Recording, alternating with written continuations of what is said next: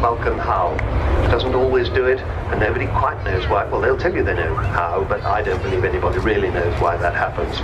But it is an extraordinary sound, and yet she can make all that noise, and also she can whisper up and catch you. There you see that amazing shape, that really artistic shape, and if it reminds you of Concorde, well, if you stretch that shape by about 1.5 times, you get recognizably Concorde. She is a direct antecedent. So there she is airborne, she is still flying with us, which is an absolutely wonderful thing. And she brings enormous joy to thousands and thousands of people. She's flown for us today by Phil O'Dell, who's the captain in the left-hand seat, and alongside him in the right-hand seat as co-captain is Martin Withers.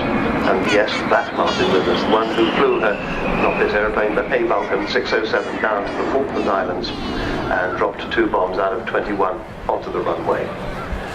So you can see her whispering by there, just beginning to open up the power slightly. A subsonic bomber this, nothing supersonic and no reheat.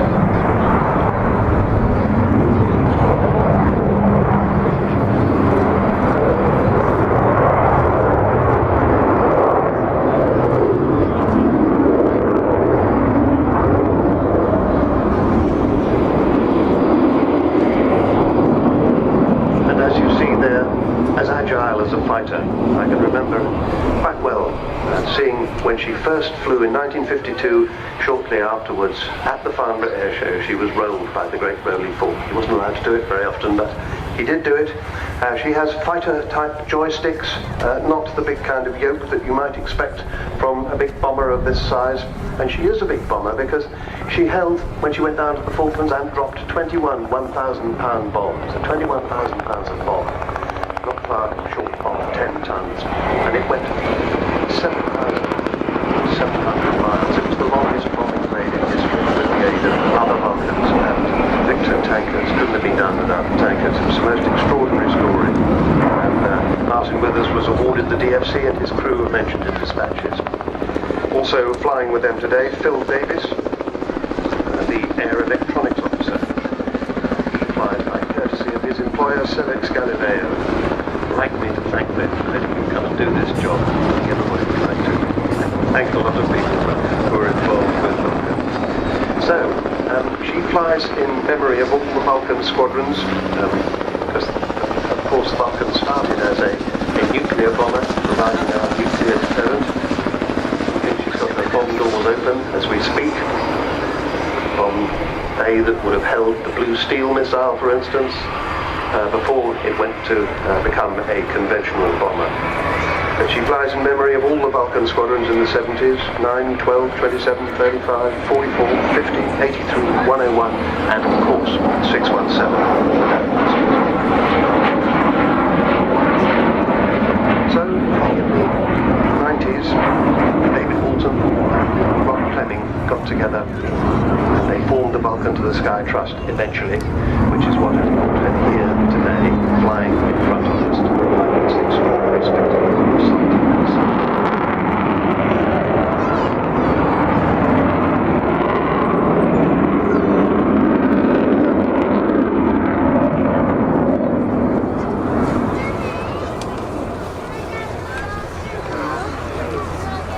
I think she's art in the air. She has more than the sum of her parts, if you like. She produces this kind of, she has this presence. She's not as big as you might think. She's about the size of an Airbus 318. We saw one take off this morning. Their dimensions are very similar, but of course she has the solid shape of that delta. The Americans used to call it the aluminum overcast because it goes dark when she flies over. But despite her bulk, she's slim. As she goes away from you, you can see how slim she is.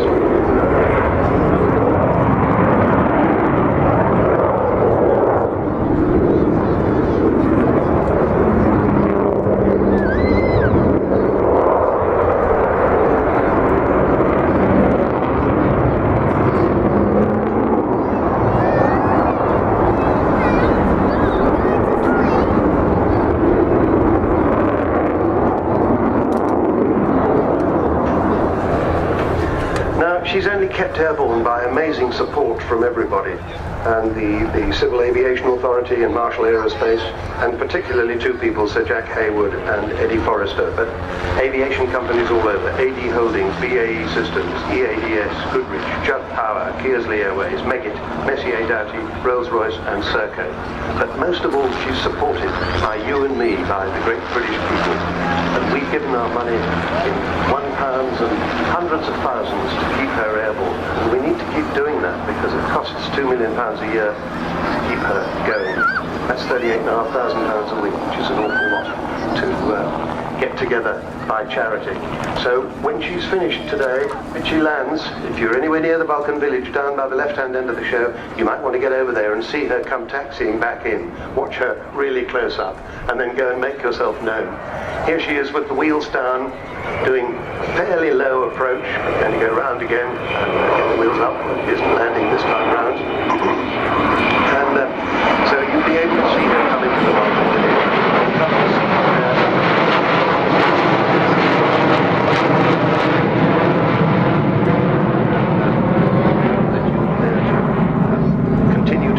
After her.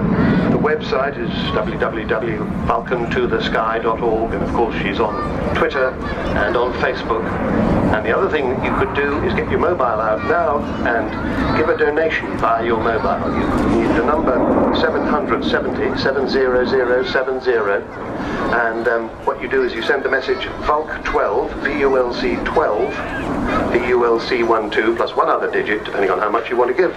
You can give 1, 2, 3, 4, 5 or 10. That would be 2 digits. But so if you wanted to give £4, you send VULC124 to that number 70070. So please do that. All of that money will go to the Vulcan to the Sky Trust, and you will get acknowledgement, and you will also be asked if you want to do charitable giving, so that the tax relief goes also to the Vulcan to the Sky Trust. So mobiles are required.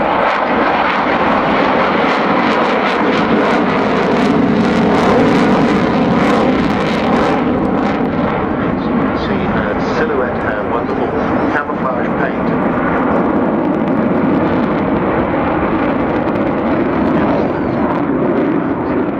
Blue sky. What a perfect picture that does make. A lovely background to a lovely aeroplane.